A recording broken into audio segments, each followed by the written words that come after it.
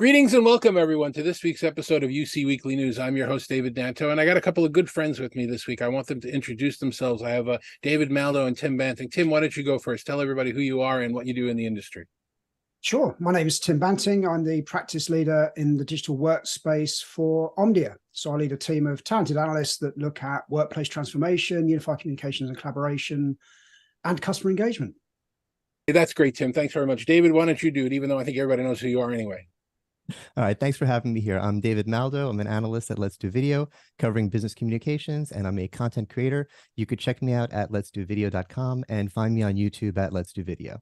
Okay, that's terrific, gentlemen. So we have a bunch of things to talk about this week. This is a pre-recorded show. We're not live. While we are showing this on Monday, I'm going to be at the LDI and digital signage shows in Las Vegas, and I will have Tim Albright with me, and that'll be next week's show. But for now, you guys do a chat just about every Friday, right? Why don't you tell us a little bit about that, Tim? Why don't you kick us off? When did that start, and what's it all about? I'm delighted to share the stage with David. We talk about pretty much everything. It's amazing how much topics and how much news we cover. Every week. We sort of scratch our heads and think, what are we going to talk about? And then something happens in the industry. But I think David, bearing in mind that he started it, would probably be the best person to ask. Yeah, I've been trying to do. I'm a content creator. I've been trying to do live streaming. I love live streaming. The energy is different. For some reason, I'm a little less. I'm so nervous right now. My adrenaline's up. We're recording, but when it's live, there's nothing you could do if you make a mistake. So I'm less nervous. But my problem was, it's really hard to talk to a camera. Talking to you two, easy.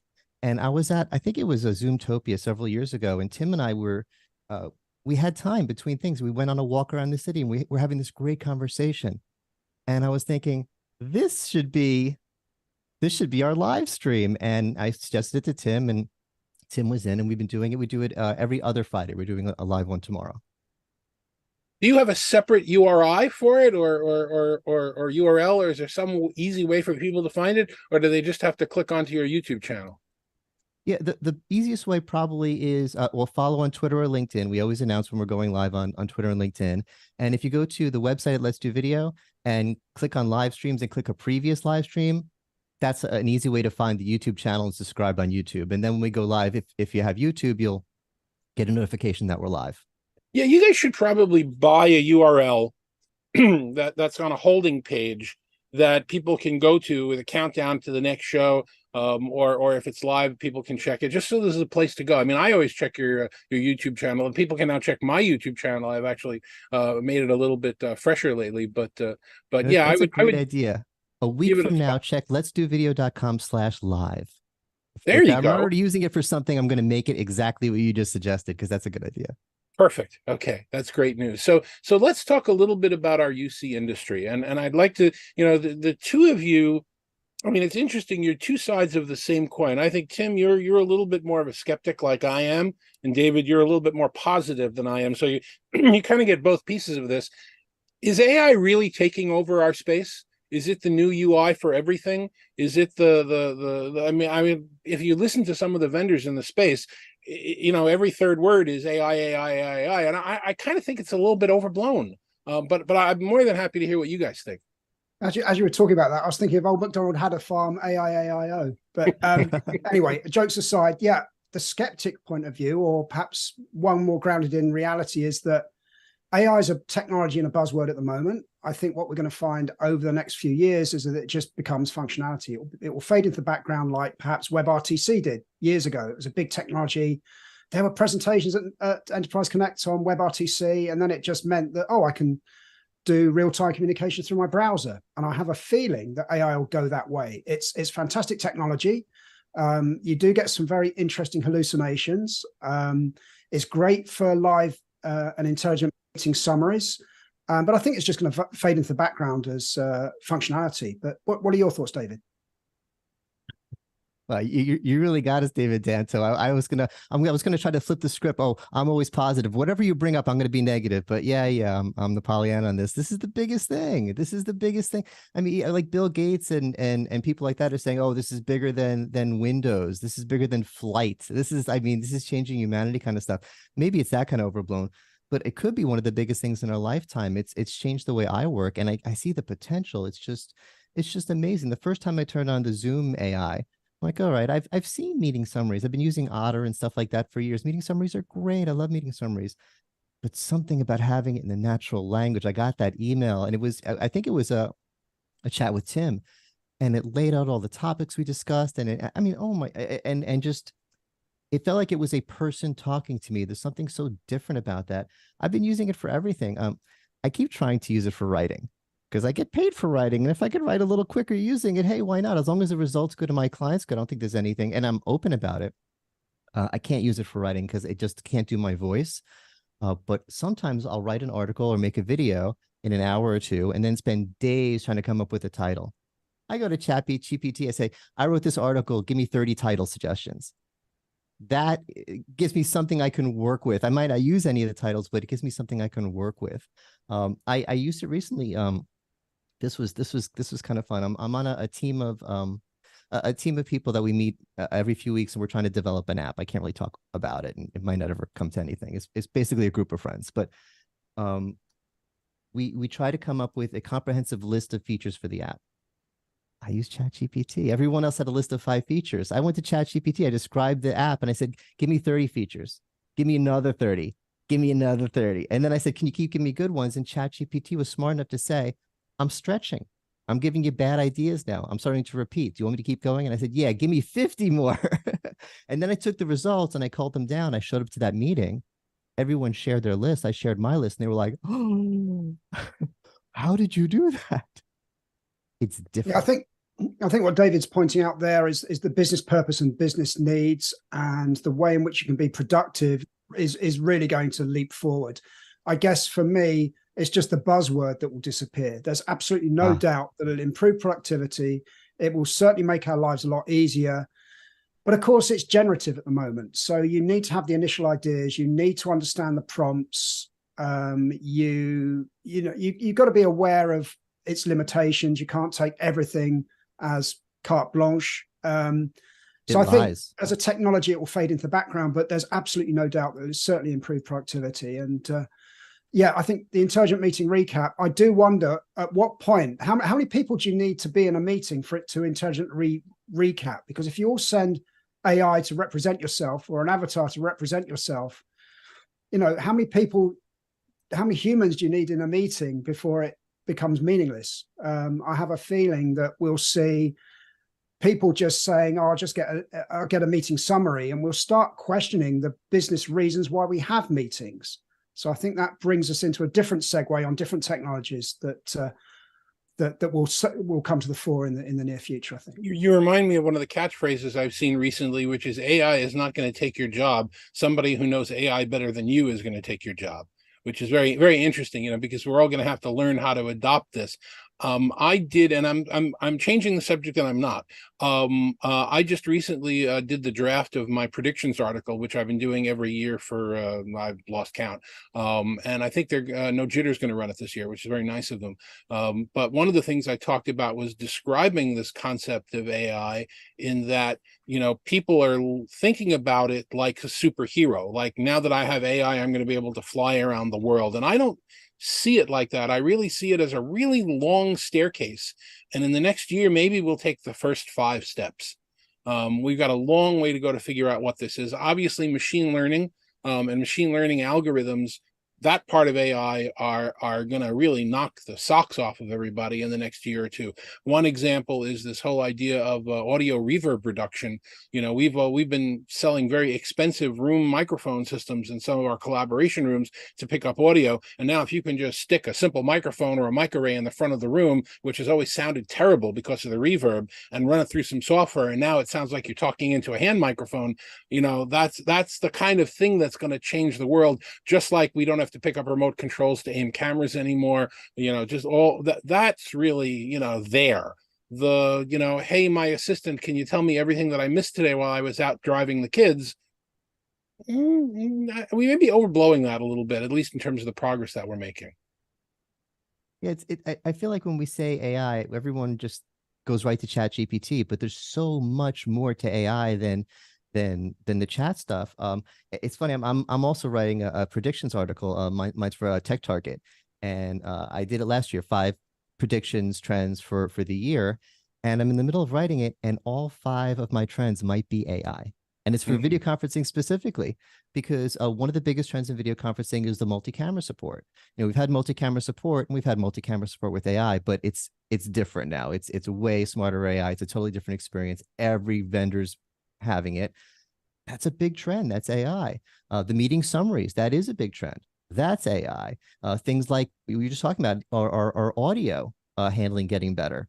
That's AI. I think I might be able to come up with 5 things that are legitimately the biggest trends of the year, or that I predict will be the biggest trends, and they will all be AI.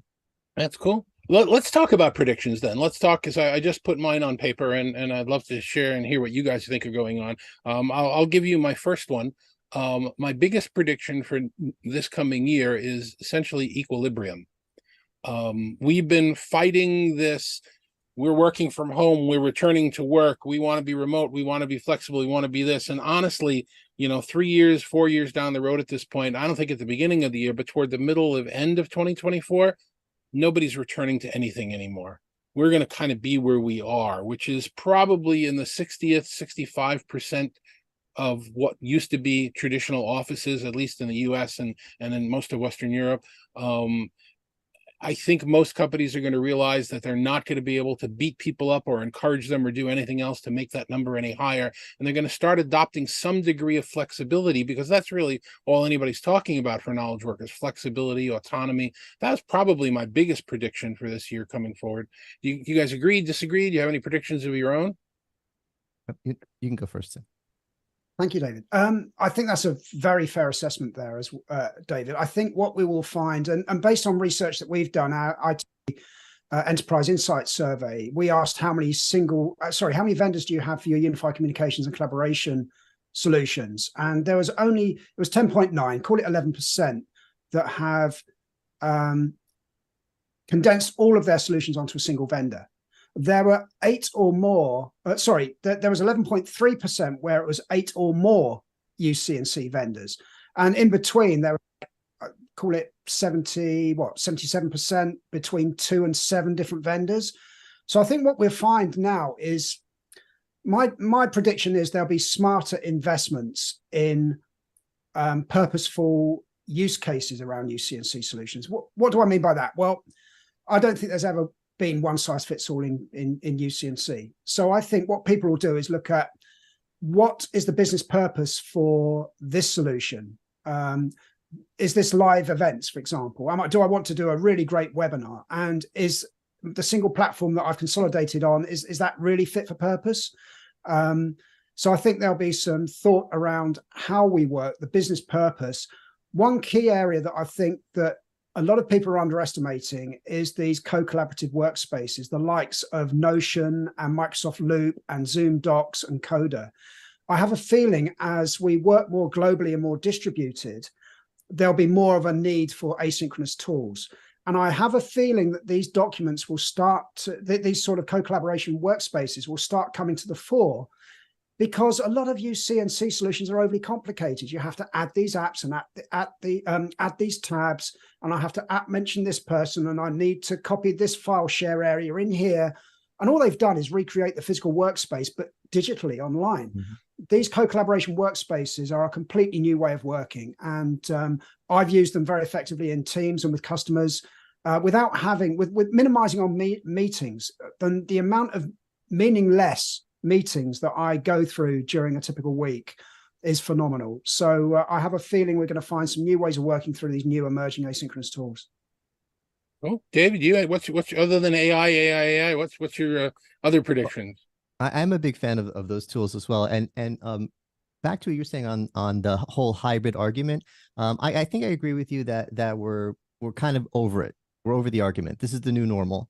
There's still going to be, we're not done hearing about it. It's just such a fun thing to write about. There's going to be the CEO of some company says, I'm demanding everyone come back to work, and everyone gets mad. The CEO of some other, there'll be a lot of that for going on for years. But for the most part, as a society, we've agreed that this is fine. This is good. It's maybe even better. There was something I saw in the news today, and it was a congressperson. I'm not going to get political. I'm not going to say what party or whatever, but it was a congressperson who was questioning someone who worked at the Social Security Administration. They have a backlog. They have a backlog because there's 8 million more people on Social Security, and they have less people working there. They're understaffed. But the congressperson was an anti-hybrid worker person, is a go back to the office person. So the congressperson was like, so you have this enormous backlog. Is it because everyone's working at home and you can't monitor them and you don't know what they're doing and they're eating Cheetos and playing video games? And how do you know what they're doing? It was very aggressive. And the administrator says, no, we know exactly what we're doing. We have software in place that knows exactly who's online and at their desks. And we have a policy. They have to be reachable by chat and phone and video. And if they're not, they get fired, get in trouble, whatever. We know exactly what they're working on. I can dial down and see not only that they're online, I could see what they're working on, what they're doing, and how effective they're being and how productive they are. And that's for everyone. And he went on and on. It's like, we have the tools now. This isn't theoretical anymore. We know what our workers are doing. And it came down to, I am able to monitor every employee just as effectively as when they were in the office now with these tools that we have. And it's going viral now because, hey, guess what? That's kind of what we all wanted to hear. So I'm with you, Dave. We're done. We're done wondering. We're done wondering whether this is going to work. This is the way it works. And one of the points that came up on the IMCCA rap series, which, by the way, if you haven't seen, go to the IMCCA LinkedIn page or the AV Nation LinkedIn page or my YouTube channel or anything, you can, or imcca.org. Some really great podcasts, 15-minute podcasts. The one that I was really interested in that I was pushing for was this idea of how little training we've provided to middle managers about how to manage a flexible workforce. If there are tools, we haven't really told people how to use them. We haven't really given them coaching, in most cases, and we've talked about this for decades, that great performers get promoted into managers, whether they have the skills for it or not, which is dumb. But, since we can't do management by walking around anymore, we need to give people skills to be able to understand how to get things from a workforce that may not always be in front of them. And that's always existed. Phil Langley at Wesco pointed out that, that's something that's taught in business school, but it usually is for the upper level of management to manage a global workforce. It hasn't been pushed down to the typical middle managers running a staff of 5 or 6 or 7 people. And we really need to provide that training. Otherwise, we're going to lose a generation of employees. Well, I think there's also a difference between leadership and management for a start. And leadership is inspiring your team and also providing them with the tools and the autonomy to allow them to do the best job and then get out the way. And I have a feeling there were too many people that wouldn't get out the way. They felt that, for whatever reason, people needed to be managed in the office or corralled in an office. I think there is a growing number of people that realize we need to treat people differently, that people, by and large, want to do their best job. They want to do their best work. They want to have the right tools. They want to understand, just give them the objectives, give them what, this is what I expect from you. This is the output. Let them find the best way for doing that. And if they do that in 2 hours or 6 hours, it doesn't matter. They'll find a way of doing it. It doesn't need to be micromanaged. You don't need to check up on them. Give them that autonomy and just get out the way. I think if they do the job, promote them and give them raises. If they don't do the job, they shouldn't be on your team anyway. Either give them tools to improve or get rid of them. I mean, it's that simple. Are you producing the output and the outcomes that we've hired you for? Exactly.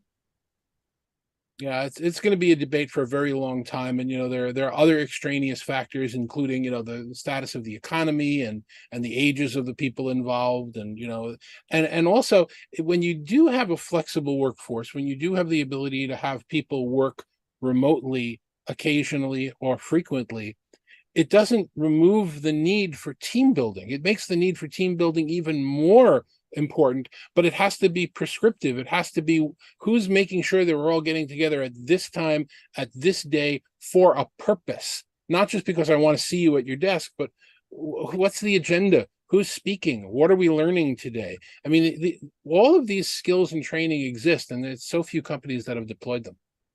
Yeah, the one thing I miss about working in an office is the incidental human contact, the hallway conversations. And you can replicate that virtually, but the thing is, it happens naturally in the office. You know, you have to get up to use the restroom.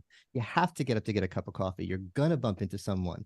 Online, we have to set up reasons. We have to set up reasons to have video meetings. If you never want to have a meeting just to have a meeting, but if you haven't seen your team in 2 weeks, yeah, you want to have a meeting, just have a meeting. We need to be much better with chat. And I blame us as the you know, the analyst, influencer, or whatever community. We should have a lot of best practices for managing. When you talked about managing teams, the first thing that came to me is we need to be teaching people how to manage chat groups, chat rooms, chat channels. Mm-hmm. Oh, channels, don't get to me.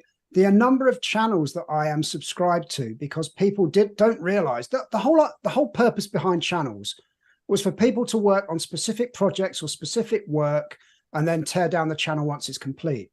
But I've got like hundreds of these channels that are open from ages ago that haven't been archived.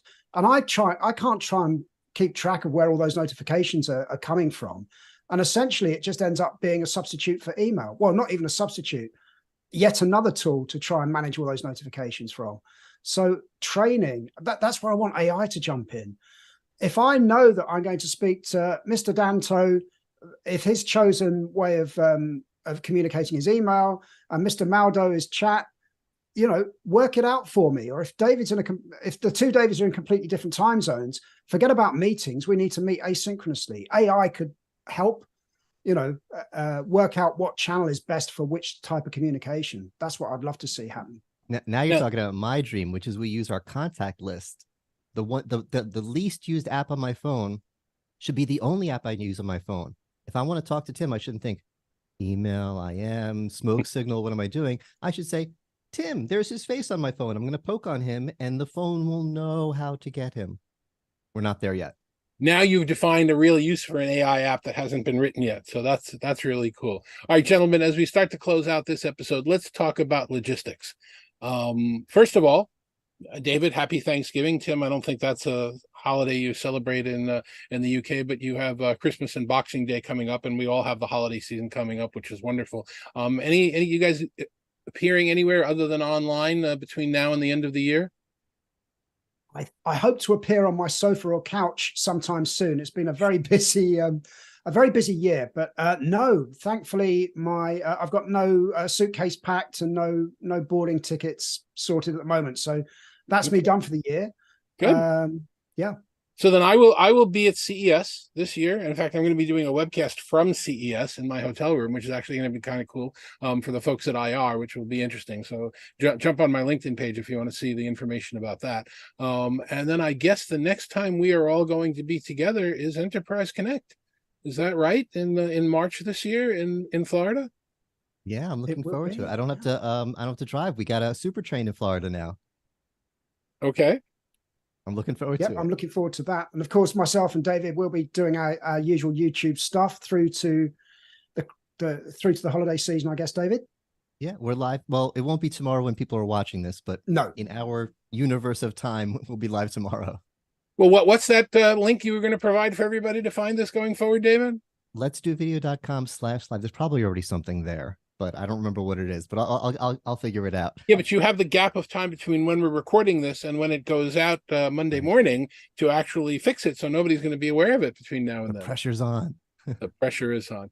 Okay, so one more time around the horn. Tim, if somebody wants to reach out to you, find out more about what you do, or just have a conversation with you, how should they do that? Sure. Follow me on X or Twitter, the application formerly known as Twitter, T Banting, or LinkedIn, of course.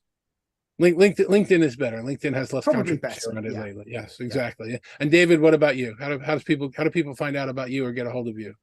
The best way is the website letsdovideo.com. David Maldow on LinkedIn. There's a Let's Do Video on LinkedIn I set up at some point, but I haven't really been using it. So David Maldow on LinkedIn.